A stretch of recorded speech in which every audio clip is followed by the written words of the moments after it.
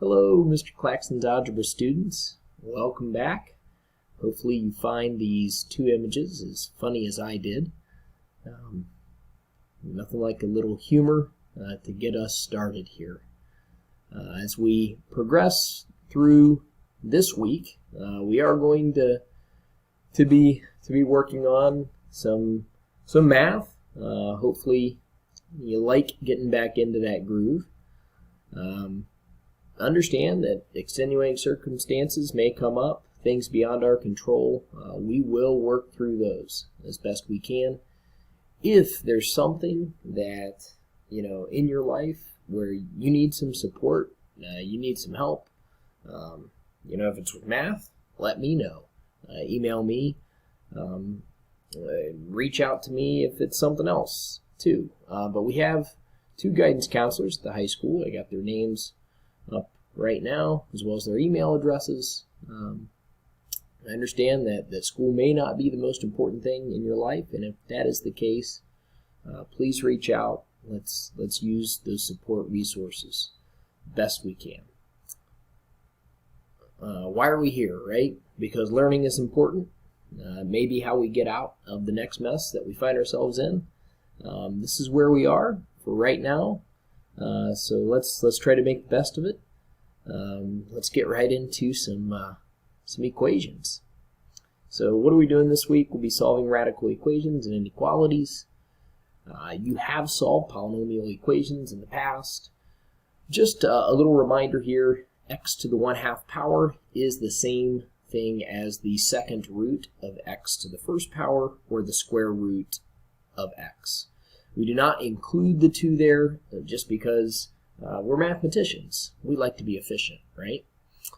So I am hoping that all of you will read the notes or the PDF that were posted. I'm just going to be highlighting here what the important parts are. It is an awesome problem. I'm not going to talk a long time about it, but the Michael Jordan problem is really cool. You can pause the video and try it on your own and read it. Really at the essence of what we're doing is we're going to be solving radical equations. Now, what are we going to be solving them with? Opposite operations. So the opposite of square rooting is squaring. The opposite of cube rooting is cubing. This is the recipe for that. The recipe for that is going to be isolate the radical. Let's get it by itself. After you isolate it, we want to raise each side of the equation to a power equal to the index. Now the index, like for a square root, that is the number 2. You'll see that here in a little bit. And then we're going to solve the resulting polynomial equation. And then we have to do the check step to make sure that our answers check out. Do not worry about extraneous solution right now. We'll talk about that later on in the week. So look at this first problem. We're going to solve a radical equation. We've got the square root of x plus 2. And then we're going to increase that by 4 and set that equal to 7. Well, we got to get the radical by itself. Subtract 4 from each side. After that, we are going to raise both sides to the second power. So we raise both sides to the second power. Why do we choose the second power? Well, really, because this is the second root. This is a square root. Remember how I said we just do not write the square there, but really there's a 2 there. That's why we raise it to the second power. Then the check step down here, you're going to want to do the check step every single time to make sure it checks out. So I'm going to go ahead and ask you to do that. You will make observations later on about what equations, what radical equations may have extraneous solutions and which ones may not. Looking at a guided practice example problem here, just notice that the x minus 2, that is the only thing, that is the only quantity underneath the radical, so that's the quantity we have to isolate. We do that by adding 1 to each side. After we add 1 to each side, we see here we have the second root of the quantity x minus 2, or the square root. And again, we do not have to have, whoa, what happened there? We do not have to have that 2 there, right? That 2 is not needed. we just assume that that is 2 if there's nothing there.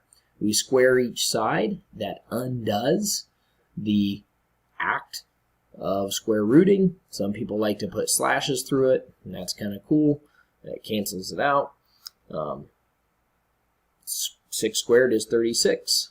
Add 2 to each side, we get x equal to 38. Now we can do the check step for that. Take the square root of 38 minus 2, which is square root of 36. And 6 minus 1 is 5. 5 equals 5, so that does check out. If we were going to use a graphing technique to do that, we could go to Desmos. We could enter the left side and the right side in as equations. Both are y equals. So left side, right side, where do they come together? They will come together at 38, 5. So if you can't read that, that's x is 38, y is 5. So when x is 38, that would be the solution. Now, those two graphs, because they come together, we know there's a solution there. Looking at the next problem, I added this. This is not in the book, but I wanted you to see, okay, we have the quantity y minus 7 being raised to the 1/2 power. And then we're going to add 4 to that, set that equal to 9. Well, this is really like a square root problem, you'll see. But we're just going to isolate this, this quantity, maybe that we've never seen before, by subtracting 4 from each side. Once we see that we have a quantity raised to the fractional exponent here, that fractional exponent just means that 2 is going to be our index, and then that we're going to be raising y minus 7 to the 1st power. So really it's like saying the square root of y minus 7. So the square root of y minus 7 equals 5. We're going to go ahead and square each side, raise it to the 2nd power. Why is that? Because the index is 2. And again, some people like to go ahead and cross those out. If you want to, you can. So we get y minus 7 equals 25. Add 7 to each side, and you get 32. Do the check step. Do the check step.